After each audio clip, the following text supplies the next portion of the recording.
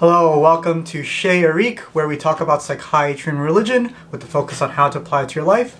I am Dr. Eric, and I'm a psychiatrist who happens to be religious, and I help high performers maintain a close connection to a higher power. And today we're going to be talking about a very, controversial topic. It is the health, wealth, and prosperity gospel, or health, wealth, and prosperity mindset, or the general idea of health, wealth, and prosperity as it relates to religion. And I truly believe that if we understand it through the lens of understanding psychiatry and also understanding religion and see how it all fits together, it'll be really helpful in understanding how health, wealth, and prosperity fits in your life when it comes to your pursuits of your personal goals or even your religious goals as well. So as an overview, I'm going to be first talking about the history of the health, wealth, and prosperity mindset. And then I'll be talking about critics of the health, wealth, and prosperity mindset. And then I'm going to share what I think is the real problem as it relates to the health, wealth, and prosperity mindset. And I want to talk a little bit about, interactions with religious people, very religious people, and those that are wealthy, and kind of talk about the relationship between the two, because they kind of intermingle throughout human history.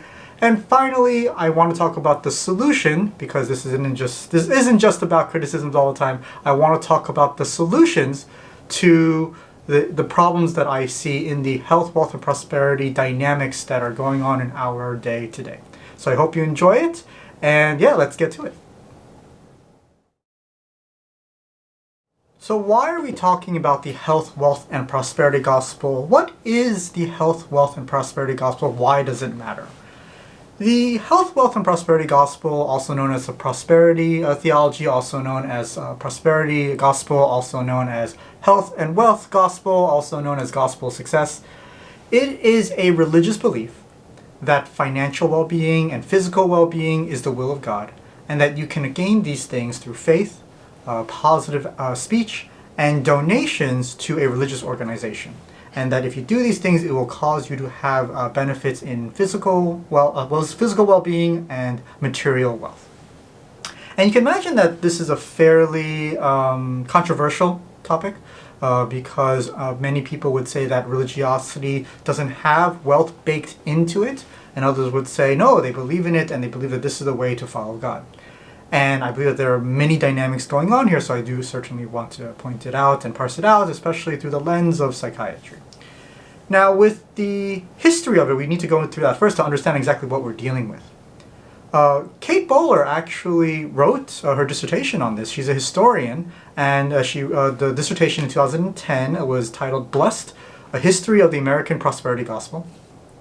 And she pointed out that the prosperity gospel formed from three intersections of three different ideologies, right? Intersections of three different ideologies. And that is Pentecostalism, New Thought, and the American gospel of pragmatism, individualism, and upward mobility. According to Wikipedia, Pentecostalism is a form of Christianity that emphasizes works of the Holy Spirit and a direct experience of the presence of God.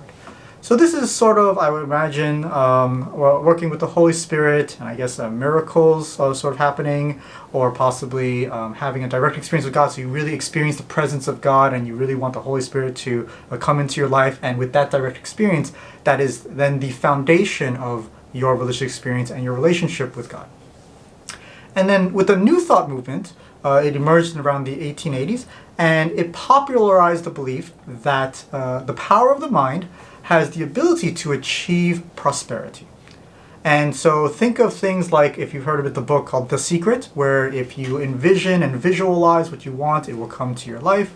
And also healthy mindedness, where William James talks about healthy mindedness and sort of, if you think positively, then you're going to be good, and you're going to be well, and you're going to be okay. And also, I guess, another popular book is, let's say, Think and Grow Rich. That's another popular book where they talk about, think, and then you'll be able to prosper, and everything comes from your thought. So, early Pentecostals originally viewed prosperity as a threat to a person's spiritual well-being. However, after 1945, in the 1940s and 1950s, a doctrine started taking form through teaching of deliverance and healing evangelists. So there were the healing revivals. That's kind of the period of time when people were getting healed through their faith. And they were taught that, the laws of faith, ask and you will receive, and the laws of divine reciprocity, give and it will be given back to you. And so this is the kind of the beginnings in the 1945s, 1950s of this prosperity movement. If we go into the 1960s as the next step, we find that we have the development of the TV and we have televangelism. And that's where the prosperity gospel embraced, televangelism and dominated religious programming in the US. And famous names include Oral Roberts, Reverend Ike, Jim Baker, and these people sort of went on TV and they, I guess, made promises of prosperity if you had faith. And many, many people, many millions of people watched it, and it spread even more. In the 1970s, we have the Word of Faith, where they had teachings where it revolved around positive confession, Word of Faith, that taught that with faith, you can speak anything into existence, and which that is consistent with the will of God. So if you speak, I will make $1 million, and as long as it's consistent with the will of God, then it will happen. So that is what was happening and brewing in the 1970s. In the late 2000s, we have tens of millions of Christians who subscribe to the prosperity gospel, and the Neo-Pentecostal movement has been characterized as an emphasis on the prosperity theology. And in the 2000s, we find that there's a significant growth of the prosperity gospel in third world countries. By 2006, Time reported that 70% of Christians said that they identified with the movement of prosperity gospel, and four of the largest congregations in the United States were teaching prosperity theology. Joel Osteen is credited with spreading it outside just the Pentecostal movement and charismatic movements. So that is the history of the health, wealth, and prosperity movement in a nutshell. So there are many critics of the prosperity gospel, the health, wealth, and prosperity gospel, and they include those even within the Pentecostal and charismatic movements. One of the criticisms is that the prosperity gospel idolizes money, that if you see that the end of your faith is you gain prosperity either in the form of health or money, then you see God as a means to get that end. Another criticism is that televangelists were accused of using the prosperity gospel to enrich themselves. That, give me money and you will receive benefits, and there's this infamous sort of a televangelist asking for $50 million from his viewers to buy a private jet. Many cite that the prosperity gospel is based on very poor theology, and that can be debated, back and forth, all right? But there was a really good article that by Dr. Andrew Spencer titled "Why the Prosperity Gospel is So Harmful" that I really, really liked, and I think it really gets to the heart of it.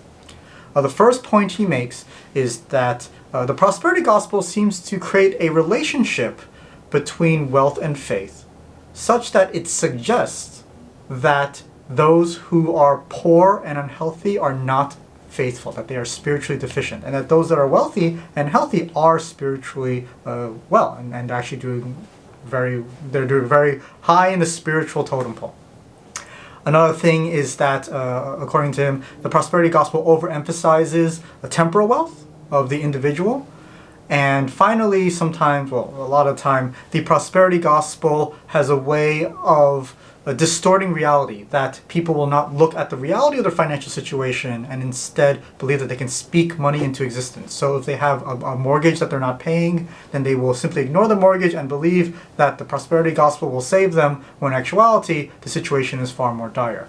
And same also goes for, medical ailments like cancer and things like that. We hear, unfortunately, many stories of people stopping their expensive cancer medications because they believe that, God will save them, and it's possible that it doesn't happen in that way.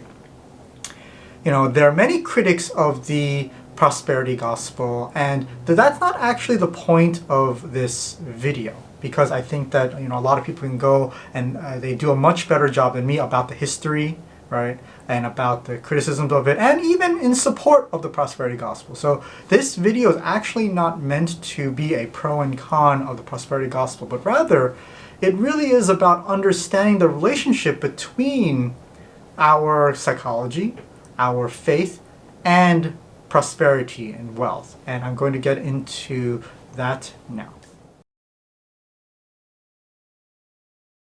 So, as I said before, the goal isn't to bash or support the health, wealth, and prosperity movement, but rather to understand the relationship between prosperity and faith and the individual, because I think it's very, very important. I kind of went through the history and the critics kind of quickly. I understand that, and I'll be honest with you, I just looked at Wikipedia and I got the basic broad strokes of what people are doing, and what the history of it and the criticisms, and it's because the goal isn't really to talk about that. There's an idea I want to share that is really complex, and I'm hoping to set the stage to then share this really, really complex idea. And it goes something like this. Imagine you have a small group of people, a small civilization. And in this small civilization, everyone is purely going to fight for their survival. And they're not interested in working together. You can imagine that in this small civilization, it really wouldn't work that well, and they would begin to split off and do their own thing. What you can also imagine is that as they all split off and do their own thing, you will have some people who are better, say, friends than others. And so they will form their own little groups as well. And as humans are social creatures, we work better when we work together. And that is the reason why we've been able to build out so much in comparison to all the other species that exist. And so when we find that the social and cultural dynamics of a small group of people really matters to help build out farmland, to help build buildings, to make cars and things like that, we begin to see that there's something going on with the relationship between groups of people and the prosperity that exists. If there's a civilization that does not, let's say that condones murder, you can imagine then most of the people will then constantly be sleeping with one eye open to ensure that they don't get killed. But if you have a civilization that condemns murder, then people can rest easy and look for food and focus on farms and focus on just surviving. And so what I'm trying to paint a picture of is that if you have any small civilization in the beginning, those that have better human interactions are going to prosper better than those with poor human interactions. And you can imagine that religion, for thousands of years, has been able to be that sort of test where which religious concepts are the best for a civilization to be stable enough to be able to, at the very minimum, allow people to survive. So you can imagine sort of in the beginning of humanity, we have, let's say, a beginning of a slope, right? And I'm going to have a graphic for this, but I'm going to move my hands around, right, so to draw it out. In the beginning of the slope, it's going to be very slow growth. And in the beginning, maybe people don't trust each other. And in not trusting each other, they will then have a tendency to not work with each other, not cooperate with each other, and not collaborate with each other, and then they're not going to have the benefits of collaboration. But if you're in a group that, say, emphasizes don't murder each other, but also emphasizes forgiveness, and emphasizes redemption, and emphasizes salvation, and emphasizes sacrifice, and emphasizes, caring for children, you begin to have a society that can work with each other because they can let petty things step aside, or even big things step aside for the greater good. And so you begin to see that if you kick these religious ideas and you make them prosper, they begin to do well. They begin to help people prosper and grow more farmland and build more things. And then you might have intersections between two different groups with different religious ideologies. And in many respects, you can see that the one with the better religious ideology will likely survive. Either they survive because they're able to approach a means of peace faster than the other religious ideologies, or they survive because the people are more willing to fight for what they love, because what they believe is that what they love is a fundamentally positive thing, so positive that they give their all. They give their 110%.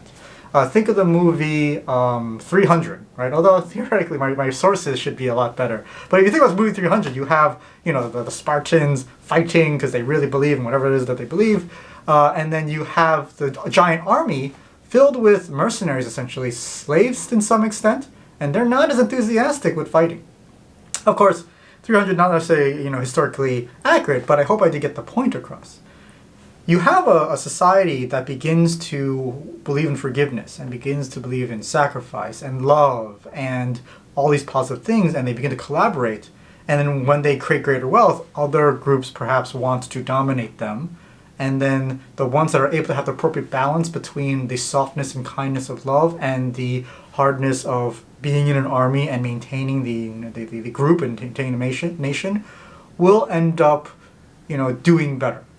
And so you can imagine that what's going to happen is that the economy will do better, and will do better, and will do better. And yes, there are conquests as well with these religious sort of dynamics and organizations. We do have military conquest as baked into those religious dynamics. So that's an unfortunate thing that happens in human history.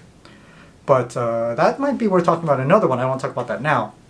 However, so we have the growing growth. And then eventually, when it gets big enough and people are prosperous enough, we have a tapering off, right?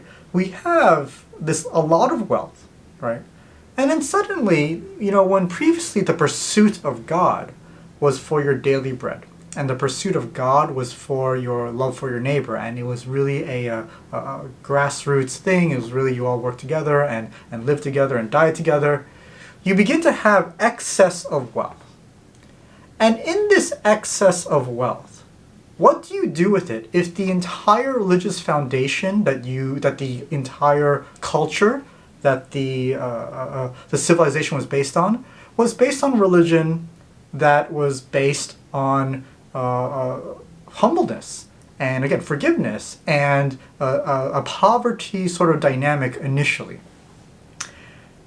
If you have this space now where people are wealthy, but they don't alter or change or adapt the religious pursuit of God to accommodate for that increase of wealth, then we're going to have a problem, which is presumably why civilizations always end up collapsing. We have stories about, big, great civilizations going into debauchery and then becoming more immoral, and then everything falls apart. But if you really think about it, for as long as God is a wishmaker God, or God provides for our needs, then the initial connection we have with God is always as a provider. And this is the dynamic that Freud was complaining about, that God was created to deal with our anxieties, because nature is very, very bad. Nature is going to destroy us. Nature is going to kill us. So we need to worship God to prevent that very, very anxious thing to kind of go away through the form of faith.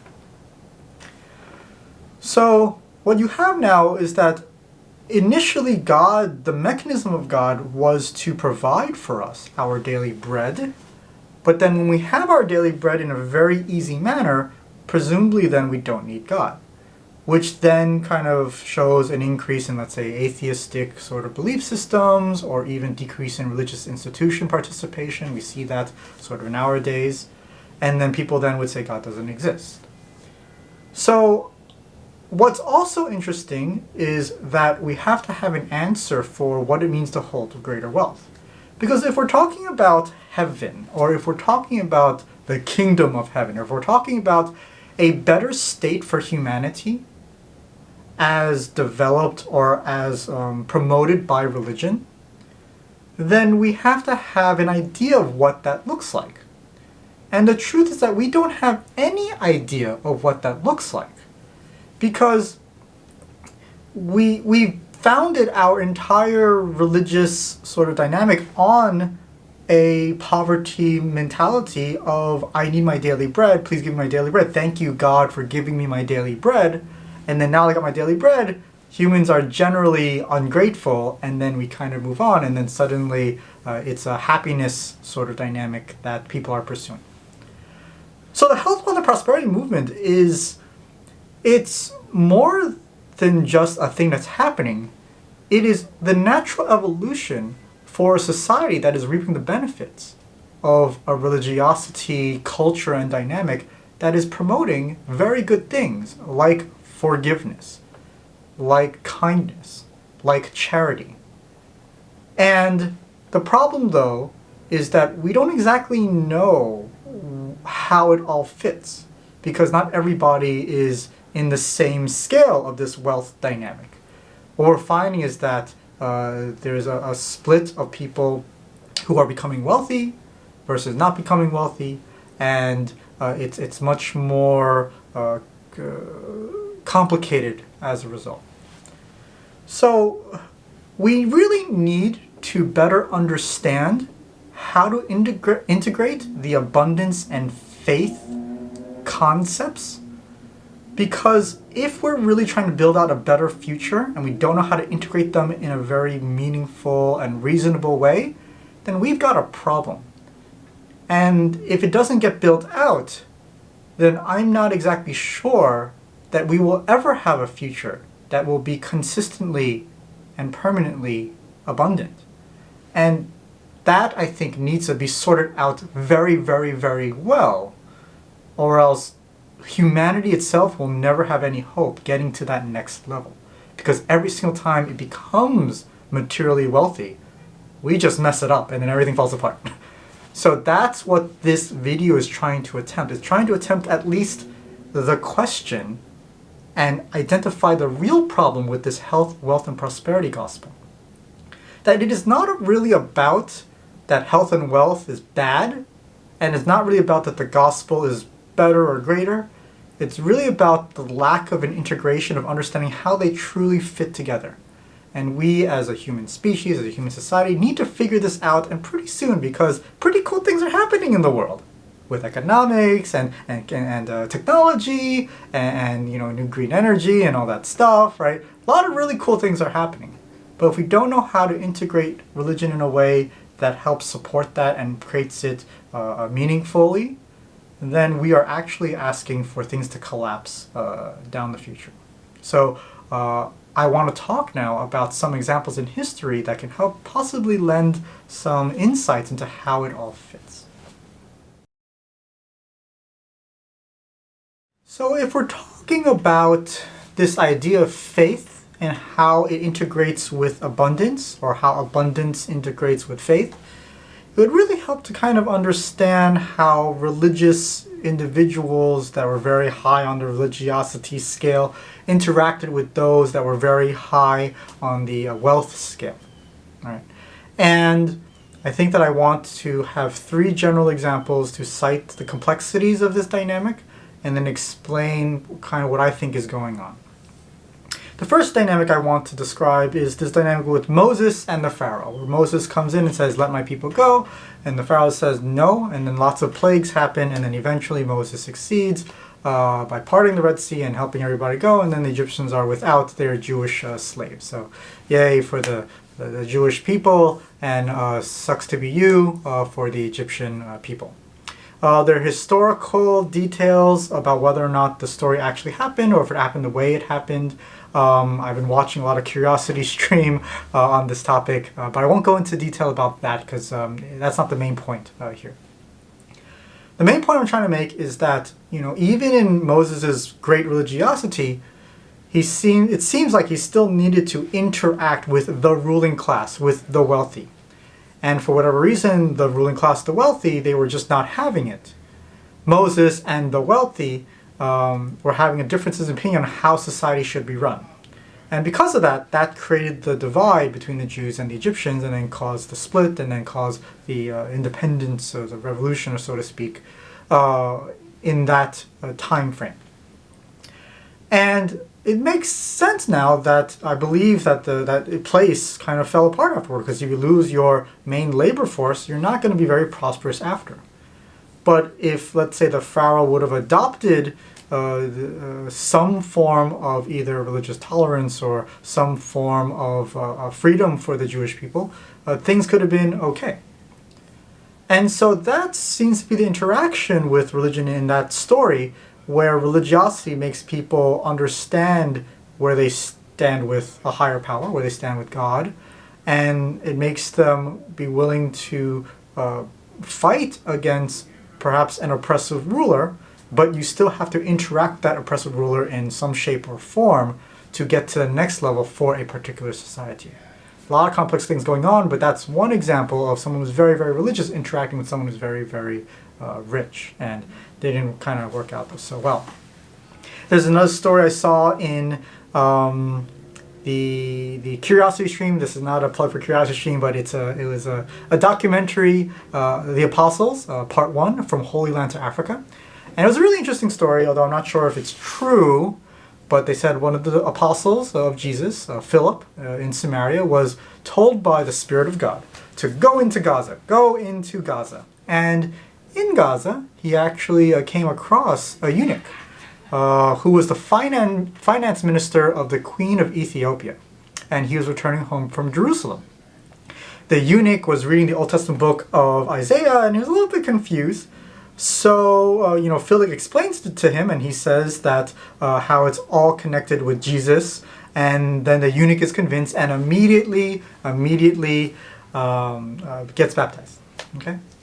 The story then continues to say later, as the eunuch is traveling, he bumps into Matthew, another apostle of Jesus, and he then says, "Oh, I spoke with Philip. I spoke with Philip before," and they kind of talk about that. And Matthew also, when he's in Ethiopia, makes some enemies along the way.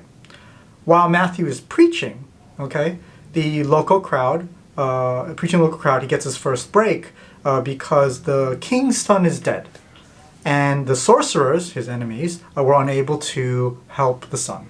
So he says, "Hey, Matthew, I heard good things from you," I guess presumably from the eunuch who was the finance minister, because the finance minister is probably saying, "Oh, king, I'm sorry your son's dead. I know a dude who talks about resurrection, so yeah, it's worth talking to the person, right? You got nothing to lose." And well, Matthew goes and actually resurrects the son. That's the story.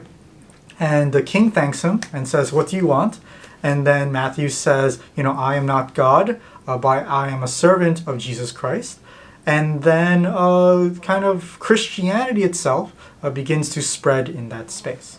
Matthew's fame grows, and the king that was really good gets replaced by a king that's not so good. Lots of other gossip and drama ensues, and then Matthew's killed by an assassin.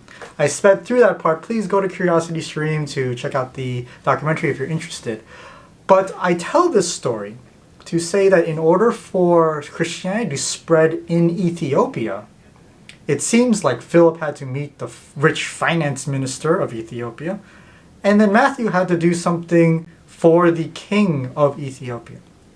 And there are a lot of stories in that documentary about the disciples going to kings of local areas, and that because of that interaction, it then allowed the religiosity to spread throughout. And when it did spread, it allowed the area to prosper.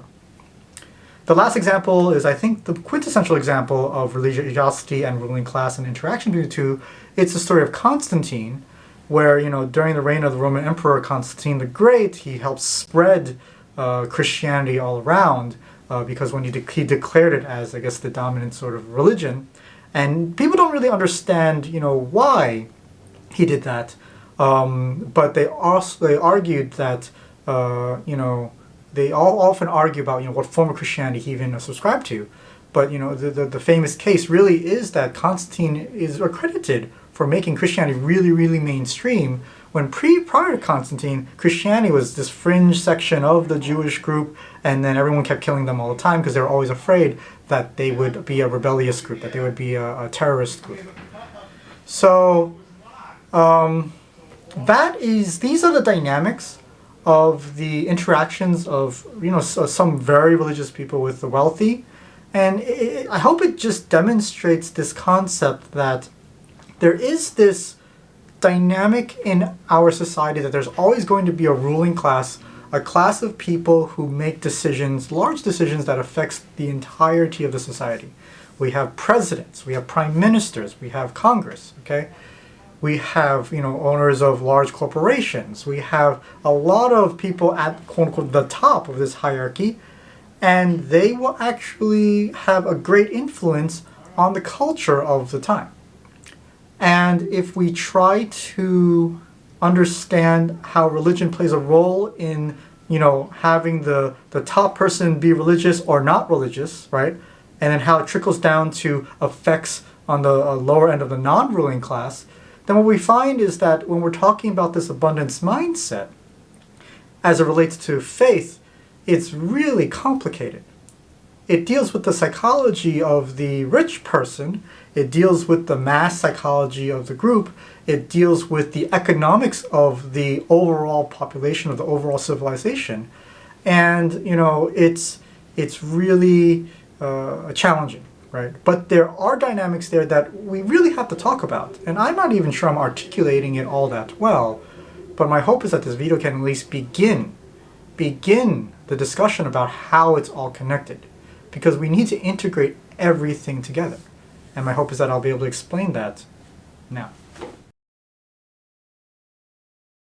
So, where are we right now? Okay, well, what we have is a situation where we have a health, wealth, and prosperity mindset that is floating around, at least for the USA, right?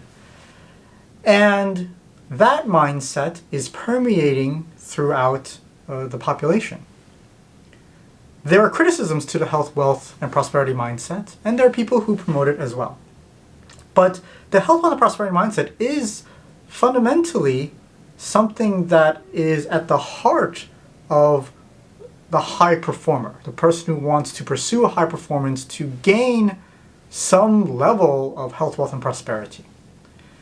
And when we're talking about that, what are we exactly talking about? Well, we can argue about whether the health, wealth, and prosperity mindset is the correct way to do things, but that's not the direction I really want it to go. Rather, I want to point out that the health, wealth, and prosperity mindset needs to integrate with the way we understand faith in God. But unfortunately, this is distinct with how we used to understand God, which is giving our daily bread. And with the curve that I showed before about civilizations, it's important for us to have this very robust integration of health, wealth, and religiosity, or else everything will literally fall apart.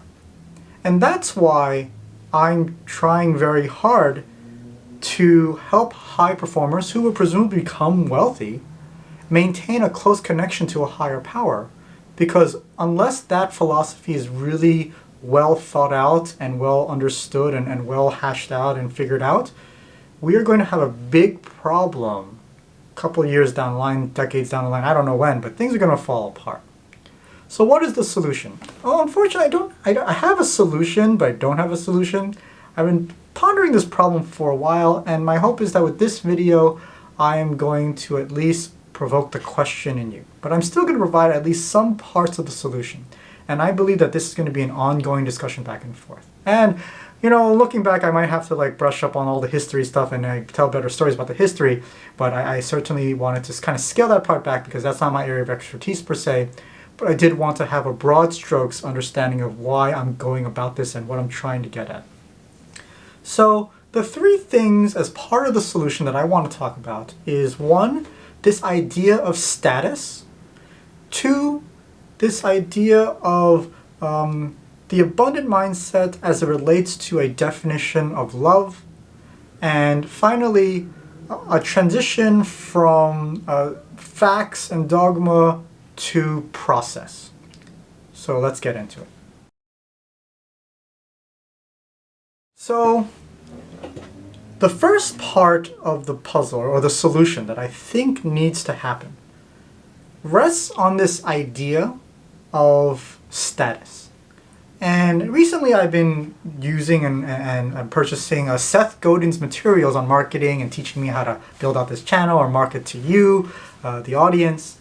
And he is big on this idea that marketing can be understood through the lens of understanding status. Now, I don't know if he originated the idea, and that's not the only thing he has to offer, but for right now, I'm crediting Seth Godin, but I want to now highlight that let's imagine all of marketing as a desire to go up in status. It's really a status play. And that when you buy a Gucci bag, you're trying to increase your status. When you try to eat healthy, you're increasing your status. And that literally all of marketing is about status. The idea behind all of marketing being about status is rooted in the fact that we as human beings are social creatures. And the way we've been able to develop our dominance over nature, our dominance over the world, was that we collaborated with each other in giant social networks. We have millions of people in a city humming around doing very complex things that have nothing to do with making food or providing shelter. And we're able to build it out from there.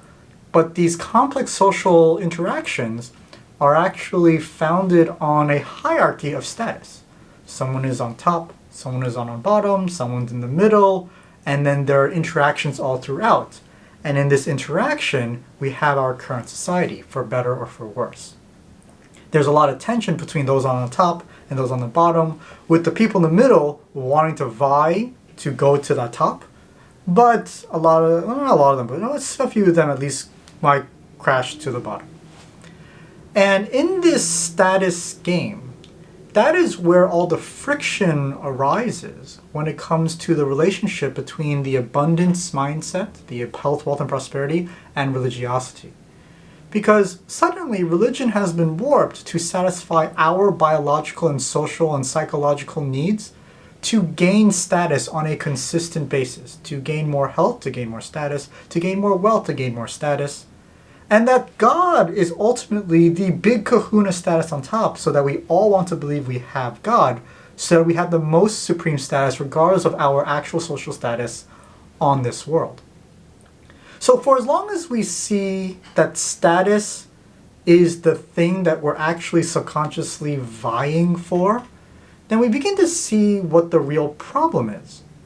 If you look at the early civilizations, you can see that there still could be status, but it's not going to be as wide, right? The person who hunted for 2 animals might have more status than a person who hunted for 1, but we still all work together to get things going.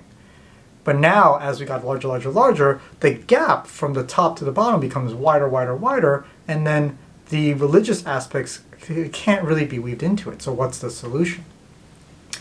If we see status as a hierarchy, we have a fundamental problem between the rich and the poor.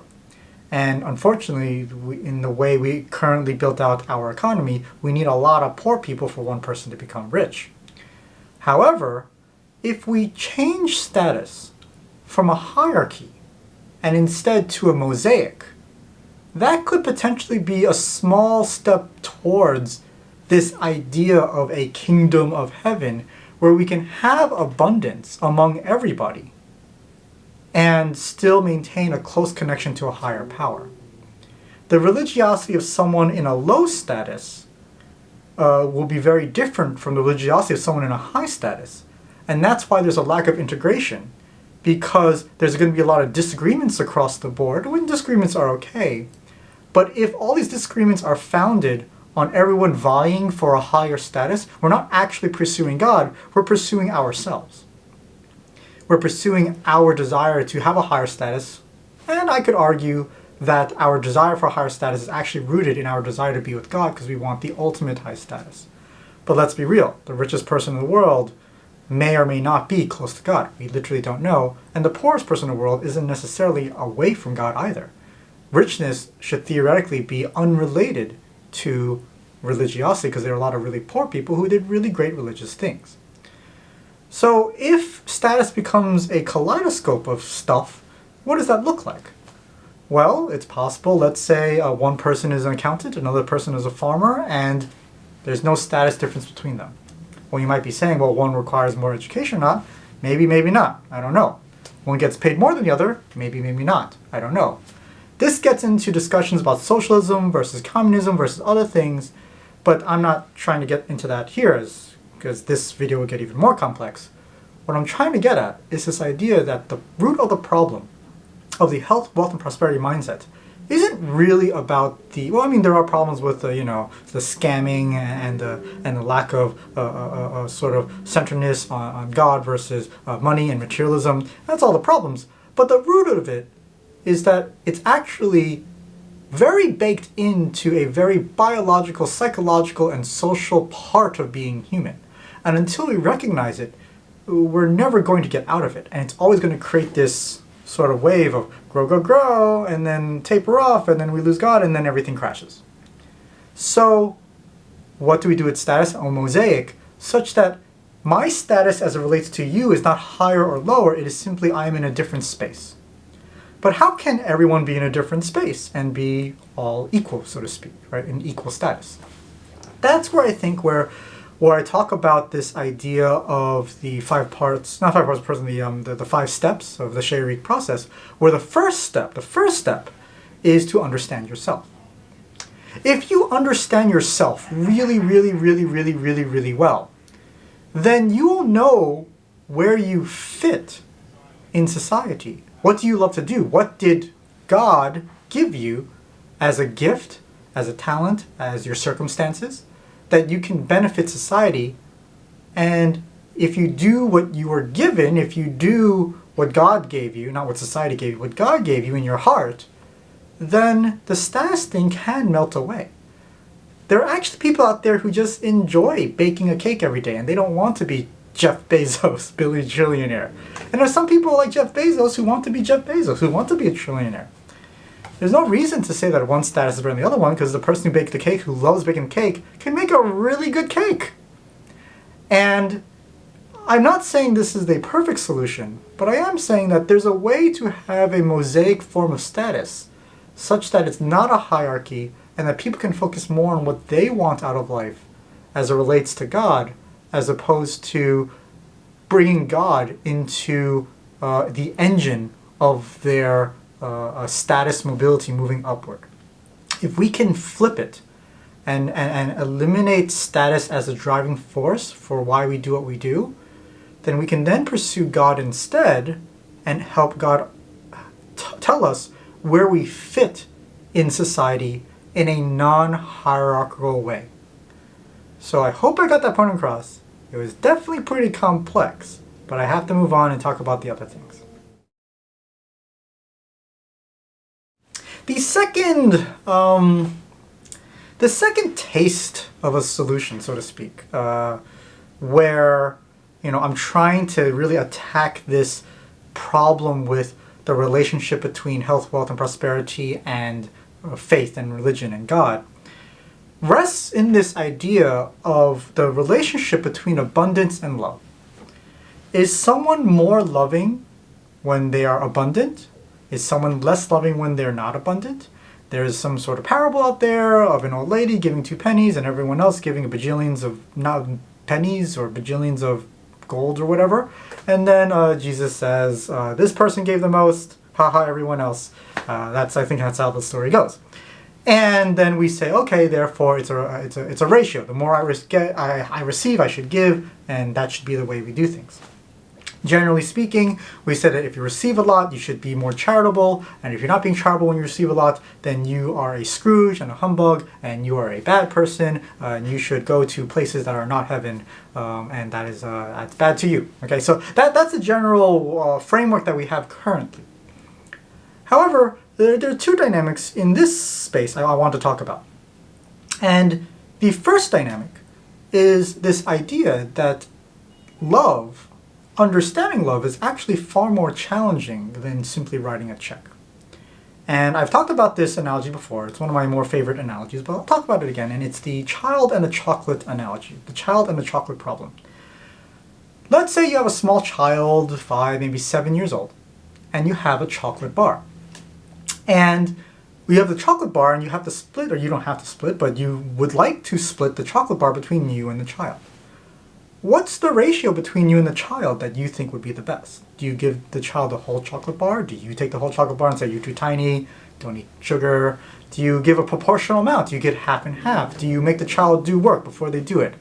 What is the best way to provide this child with the chocolate bar that maximizes love? A lot of people have different answers, but if you really pay attention, you'll find that every single answer has a pro and a con. If you give the child all the chocolate bar, they enjoy the chocolate bar, but now they have this gluttonous sort of dynamic, right? And if you restrict the chocolate bar completely, then they themselves become healthier, but they also are deprived of the happiness of the chocolate bar. And everything else in between is just different extremes, and then adding other creative aspects to it adds other dynamics that may or may not be good. But it is sort of the pro and con. If we can't even decide what to do with the chocolate bar as it relates to a 5-year-old, then we're going to have a lot of problems for concepts or interactions when it relates to love for other situations. So how do I love my employees? How do I love my coworkers? How do I love my spouse? How do I love, the homeless person on the street, right? What does love look like? And if we don't have a clear concept of love, then what is charity?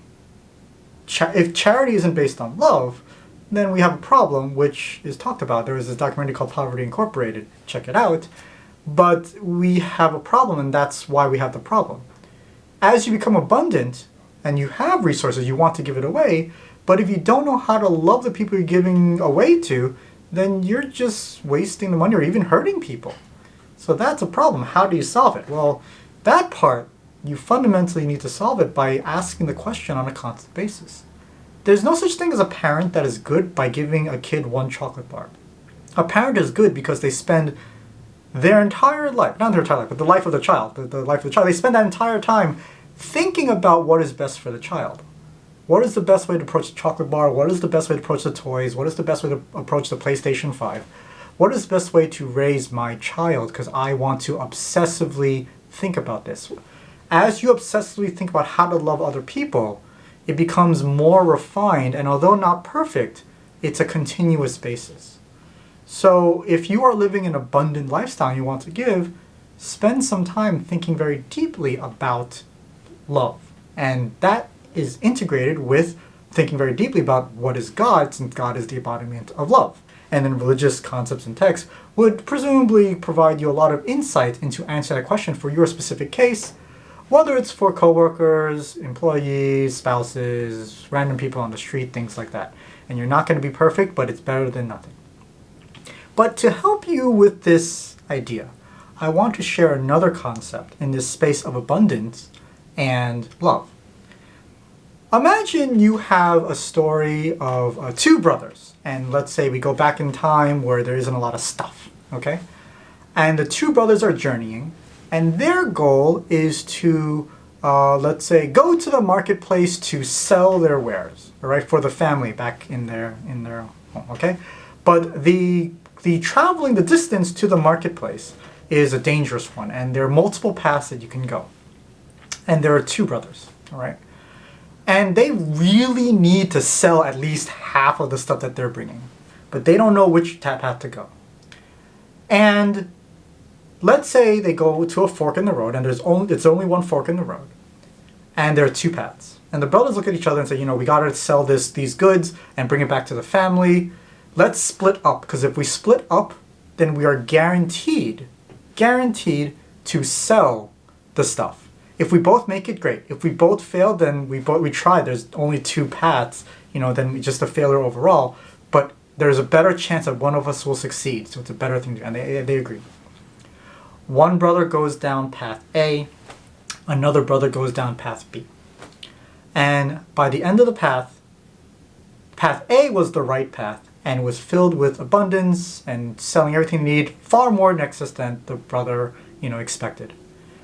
And then when he finally met the brother who went through path B, the brother lost all of the items because he got robbed by a bunch of pirates or bandits or whatever, and he got his leg chopped off, one of them. What kind of brother would brother A be if he abandoned brother B? You see, this story of people going two different paths, right? And one of them going to financial ruin and the other one succeeding, but the ultimate goal is to go back home and give everyone the financial benefits, so that's happening, right? This is how humanity has been living its life or existing. Instead of two brothers, I want you to imagine 5. And instead of 5 brothers, I want you to imagine 10,000. And instead of 10,000 brothers, I want you to imagine 10,000 strangers. And instead of 10,000 strangers, I want you to imagine how complex this can get, which is why this is such a difficult topic to talk about. When I put myself in that position, I can't imagine myself abandoning my brother who took the other path. Because the truth is that I could have accidentally taken that path and there was no way to know either way. So it makes sense for me to care for him, to help him back home. He got his leg chopped off, but he will be taken care of for the rest of his life because I got lucky in taking the right path. Now, this isn't a perfect analogy, and this certainly assumes that the path you take, the results are based on luck. And the results are not just based on luck. There's a lot of other aspects to it. Your work and your hard work certainly is a big factor of whether or not you succeed. But there are times when you have to make a decision. And the decision you make has to be random because there isn't enough information to know which is the better decision. And then you have to take the hit if you're wrong. Now, it's okay that you take the hit if you structure it such that you can afford to take the hit, and that would be the smart thing to do. But I'm not trying to say that everything's based on luck and we should take care of all the poor people. What I'm trying to say is that how can you abandon your brother? How can you abandon your sister? How can you abandon your fellow human who may not have had a choice to be born in a rich country or to have the advantages that you had? Or maybe they did have those advantages, right? But then they're dealing with other things as well. All of us are living a different life, and in this different life, we're testing out a theory. The theory is that what I'm going to do is the right thing to do. And everyone makes a bet on the right thing to do. Some people make wrong bets, some people make the right bet. And some people are lazy, some people are hardworking. And in this strange dynamic, right, we have what we call the human species, where a certain segment of the population completely gets wiped out, and the other segment of the population flourishes. And we tend to try and follow the group that flourishes. What's interesting is that in the brother example, what does it sound like if brother A blamed brother B for messing it up, right? And brother B sees it as, I didn't mess up, I tried my best. Does it happen in our current society? The answer is yes. We don't know what happened in these paths. Maybe brother B really did screw it up. But this idea of the personal responsibility, although important, has a certain limit because, to be honest with you, I treat patients with very severe psychosis. They are not going to become Jeff Bezos, and it is not their fault that they were born with severe psychosis that can't be treated with mental health treatments that we have right now. Do those people need help? Yes. Is there money in mental health? No. So what do we do? Well, what we do is that we ignore it. Now, this is not a mental health, go promote mental health, video. But this idea is very complex because I could barely get the idea across with two brothers. How can you imagine it for 1 million people doing their own thing and then kind of figure out this balance between the not self-help, the personal responsibility and religiosity, as every single brother is trying to improve their status. Now with this brother analogy, it's not really a good one, but it's the best one I could come up with. But I want to share a different analogy that's on the same lines, all right? And then hopefully we really get at the core of what the problem is and what the potential solution is. Imagine you have a series of scientists, and they are working on the genome, and they're trying to cure a particular cancer. And of these scientists, there are 1,000 scientists, and let's say there are 1 million genome thingy-mabobbers, okay? All the scientists look at each other and they say, listen, okay, we need to really look at the genome together, and we need to find the cure to cancer from the genome. So each scientist will now research 1,000 units of the genome, right? So that we can get to the entire genome together. And each scientist researches 1,000 of the parts of the genome, and it takes their entire lifetime to do it because it's very hard. And then therefore they reach 1 million genomes, which is the entire genome, okay? It might happen that one scientist that researched that genome got lucky because they had the right sort of segment, and then they found the cure to cancer. And they then get the Nobel Prize, and they get all the credit, and the other 999 scientists get a nice job working as a scientist. But that one scientist gained status, even though the original design of the entire thing was for all scientists to work as a collective, to talk to each other around the way and work with each other. But the one that got it gets all the credit with the Nobel Prize and all the things. Our culture worships the winner a lot. We worship the CEO as if they did everything by themselves, and often at times CEOs say, I didn't do it by myself, stop giving me all the credit, okay? But you see that the way we're doing this is again related to the status, and it's really not about the individual benefits, because that could have been luck. It's about working as a community so that we can all thrive and succeed together. And yes, there's a merit to individual work. Yes, there's a merit to individual perseverance and integrity and talent and success. Yes, absolutely. But with the brother example and the scientist example, what we see is that if we as a human species are trying to build out a better future for tomorrow, there needs to be some integration between the one that was successful and the one that was unsuccessful. And there needs to be an understanding of what was luck and what was not luck. But there needs to be compassion, because we actually don't have all the answers for everything. And there are times when we have to make a choice. And sometimes we make the wrong choice, not because of our own, our own problem, our own negligence, but just because it is what it is. There are just times when we just don't know what to do and we try to follow, and then we just get our leg chopped off.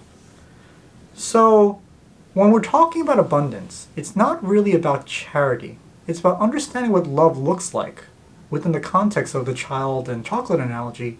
And the only way to figure that out is to really pursue an understanding of God to the highest level that you can.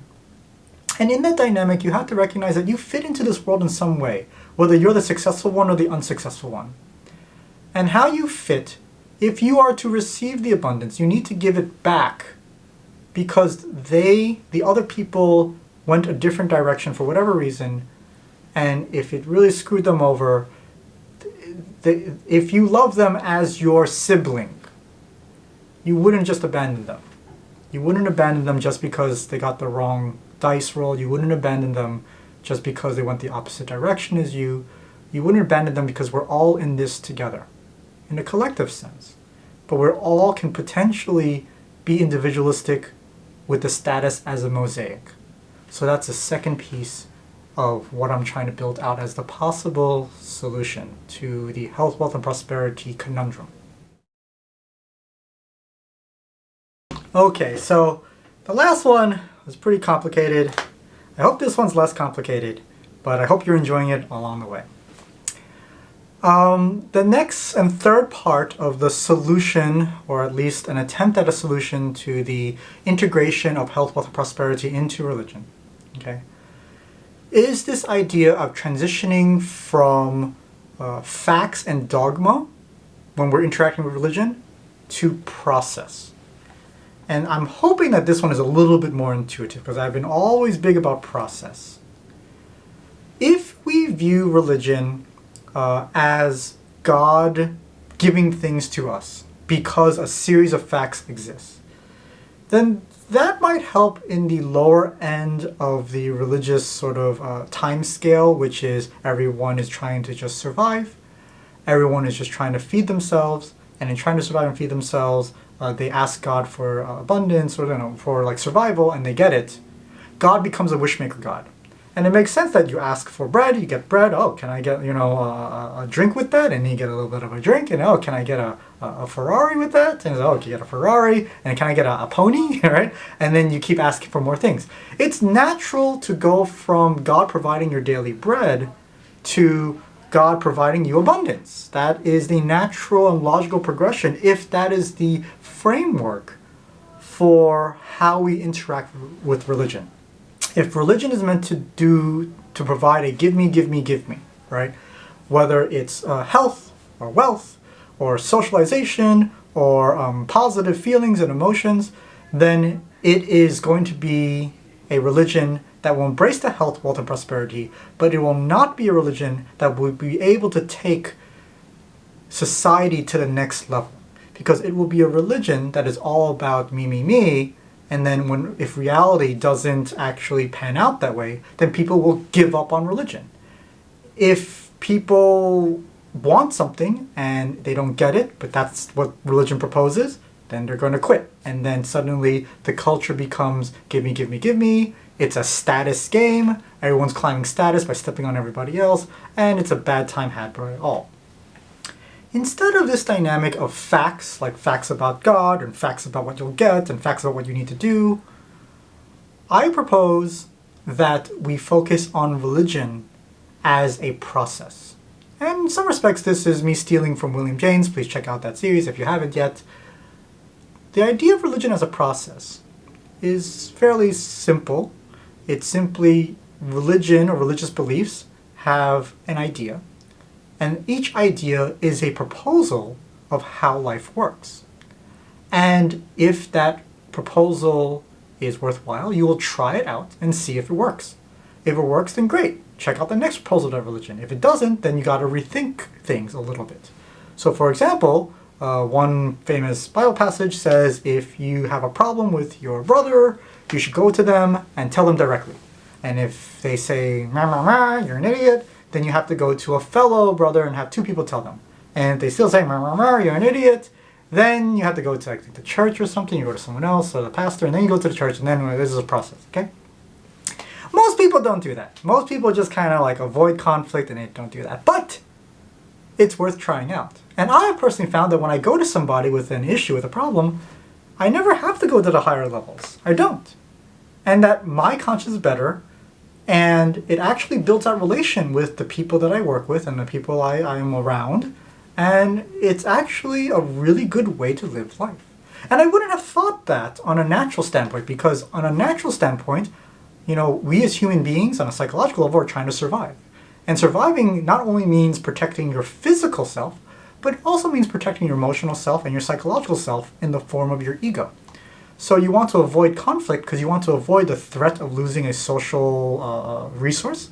So you want to avoid a threat to your ego. So you will not think about this naturally. Religion has a whole series of things telling you to do something that is against your ego, like asking for forgiveness, like asking to humble yourself, and that it turns out that doing these things are actually very helpful. And who would have known? Who would have thunk it, right? And in that process, where you try out these different religious proposals, you begin to build out your personal understanding of your relationship with a higher power, your relationship with your higher power as it relates to society. So the way I envision it is that if religion is a process where you try out different ideas and concepts about doing the right thing, and you interact with a higher power to figure out what that looks like, and then the higher power gives you an order on who to help and who to love in this society, that's the little triangle that that really creates a very meaningful life, because you are then devoting your entire life to helping society, to being close with that higher power. And then all you gotta do is figure out the details, like whether or not you create a YouTube account, or you do an Instagram, or you volunteer at a shelter somewhere or something like that, right? You figure out the details later, but the details literally don't matter. I could be doing YouTube, I could be doing TikTok, theoretically I could do whatever, but that's the dynamic that I see. So it really is about process. Now, what process is the best? Well, I got my Shea-Eric process, right? Shea-Eric process by Dr. Eric. You know, understand yourself, understand reality, make high quality decisions, choose your sacrifice. Optional is you can choose God if you want to. And it makes sense that if you understand yourself, right, that's the first part, so that you can understand, you know, the good parts and the bad parts, right? The secure and confident parts and the insecure parts, so that you can then understand reality. And finding God in your reality is pretty cool, all right? And then you can make higher quality decisions on what is really meaningful to you. So instead of, you know, buying something that's a waste of money, you can really spend the money on something else that's more meaningful to you and helps you get closer to a higher power. And then you can choose your sacrifice. I'm going to give up bad things. I'm going to give up procrastination. I'm going to give up, you know, binge watching videos all day long of stuff. Not that it's a bad thing, but that's your vice and that's your vice. And then finally, then you can make a real choice. You can truly choose God, because too often, when we're talking about health, wealth, and prosperity, people think they're choosing God, but when the decision comes down to it, they're not choosing God, they're choosing money. And if they're doing that, they're not really choosing God, and they're giving God a bad name, and then we got into this problem, and they get the criticisms of health, wealth, and prosperity. And it's really annoying, and then I gotta make a video, and then I'm really tired and exhausted. So, that's how I see process can replace facts and dogma. And I'm hoping that that can be part of the solution for integrating health, wealth, and prosperity into religiosity. That was a lot. Thank you very much for watching all the way through. Thank you very much for taking the time to hear me out. It was a fairly complex concept that I wanted to share. I hope I did it justice. I probably didn't do it justice. I will admit, I feel a little guilty about the research I did. It was mostly Wikipedia, although I did try to verify whether Wikipedia was just talking out of its butt. But the reality is that the details wasn't really necessary to get the main point across.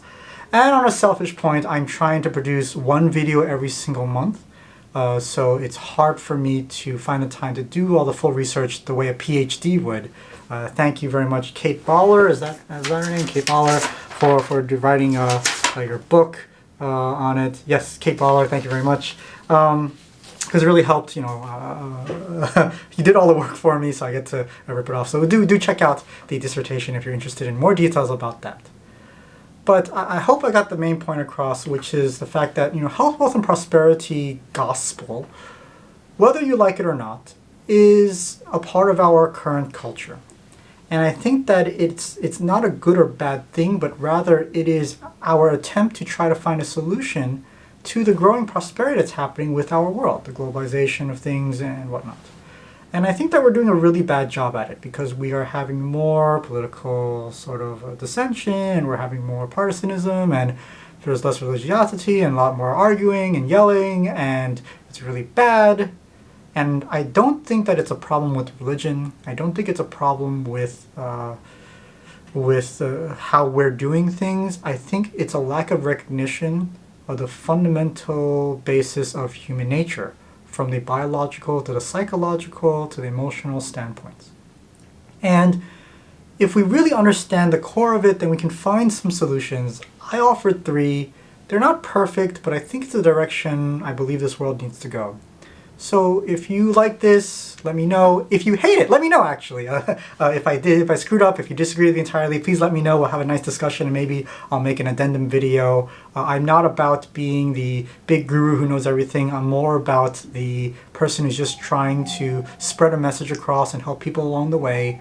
And I want to help high performers maintain a close connection to a higher power, because I believe that doing that will help build out this greater kingdom of heaven sort of dynamic. Because with 1,000 people going through the process, understanding yourself, understanding reality, making high quality decisions, choosing a sacrifice and following God, 1,000 people doing that can change the world in ways you can't even imagine. And if this resonates with you, join me. Like and subscribe, but join my content all over the place. I'm trying to get the message across, and by all means, give me suggestions on how I can spread the message across more. I'm trying to do this on a shoestring budget, while doing this on the side with a practice on the side with $1 bajillion of student loans as well, trying to manage that. But I'm not complaining. I'm just saying that I'm not perfect. I'm not the expert. I know some things. I have really interesting ideas. If it resonates with you, help me refine it. Help me out if you'd like to. And if you don't want to help me, but you enjoyed it, thank you very much. So I hope you enjoyed all of that, and I'll talk to you next time. Hey, sign up for my weekly newsletter. I send out emails every week on psychiatry and religion. I realize that email is a great way to go deep into these topics. So if you want more content, check out shayareekpurell.com and subscribe over there. Thanks.